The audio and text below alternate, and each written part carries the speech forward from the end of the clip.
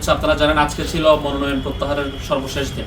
যেহেতু একটা জোটবদ্ধ হয় কিছু কমন গোলকে সামনে রেখে, এর ভিতরে একটা কমন গোল হচ্ছে প্রত্যেকের মতো নমিনেশন ফর্ম জমা দিবে, কিন্তু প্রত্যাহারের সময় প্রত্যাহার করে নেবে। এটা হচ্ছে একটা দলগতভাবে প্রত্যেকের পজিশন।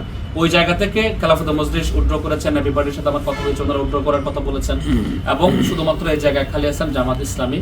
আমি খোঁজখবর নিয়েছি, আমার পক্ষ থেকে একটা ভুল বোঝাবুঝি হয়তো কারণ হয়েছে। আমি মনে করেছিলাম ওনারা দলীয়ভাবে সিদ্ধান্ত নিয়েছেন যে এখানে ডাবলই একটা ইলেকশন করার কথা, কিন্তু আমরা যখন আমাদের নেতৃবৃন্দের সাথে যোগাযোগ করেছি, নাহিদ ইসলাম আসিফ, সজীব ভুইয়ার সাথে আমরা যোগাযোগ করেছি, মনিরা শারমিন আমাদের নির্বাচন কমিটিতে আছেন, ওনার সাথে যোগাযোগ করেছি, ওনারা জামাত ইসলামী সহ 10 দলীয় জোটের সাথে যোগাযোগ করেছেন।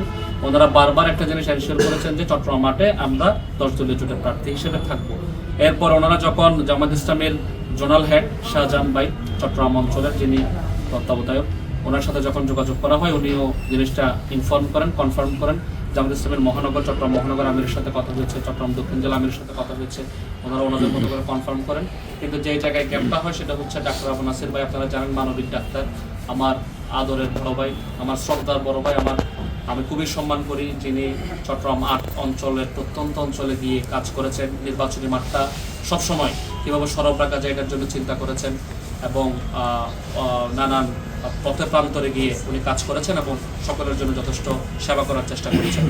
ওই জায়গা থেকে উনি ওনার ব্যক্তিগত কাজে, আমি যতটুকু জেনেছি, উনি ঢাকায় অবস্থানরত আছেন। এই জন্য উনি, যেহেতু রিটার্নিং কর্মকর্তার কাছে একটা ইস্যুস থাকে যে প্রার্থী যদি নিজে না যায়, পদত্যাগপত্র অথবা প্রত্যাহারপত্রটা নিয়ে ওনারা অ্যাকসেপ্টেড করেন না।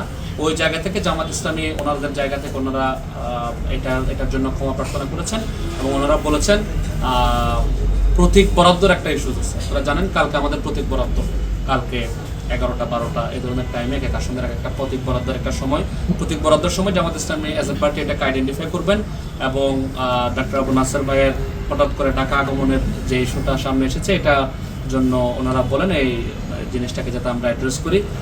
আমিও আবু নাসের ভাইকে ফোন দিয়েছি, ফোনে ওনাকে আমি পাই নাই, কিন্তু ওনার সাথে আমার খুবই ভালো একটা সম্পর্ক এখনো পর্যন্ত আছে, জামাত ইসলামের সাথে খুবই চমৎকার সম্পর্ক এখনো পর্যন্ত আমার আছে, এবং এই সম্পর্কের জায়গা থেকে ওনারা রিকোয়েস্ট করেছেন জিনিসটা যাতে 10 দলীয় জায়গা থেকে যাতে জিনিসটা ঠিকঠাকভাবে অটুট থাকে। ওনারা ওনাদের পক্ষ থেকে যে সহযোগিতার আশ্বাসটা দিয়েছেন, ওটা যাতে ওনারা ঠিকঠাক রাখবেন এটার কথা বলেছেন, এবং একই সাথে বলেছেন 10 দলীয় জোট যেভাবে সরকার গঠনের দিকে এগিয়ে যাচ্ছে, এটার পথে কোনো ধরনের বাধা যদি ওনারা আসে, এই বাধাটাকে অবশ্যই ওনারা সরিয়ে ফেলবেন, এবং এটার জন্য ওনারা সবসময় খুবই চমৎকার এবং দৃঢ় ভূমিকা রাখবেন। তো ওই জায়গা থেকে আমার আজকেও কথাবার্তা হলো আমার পার্টির সাথে।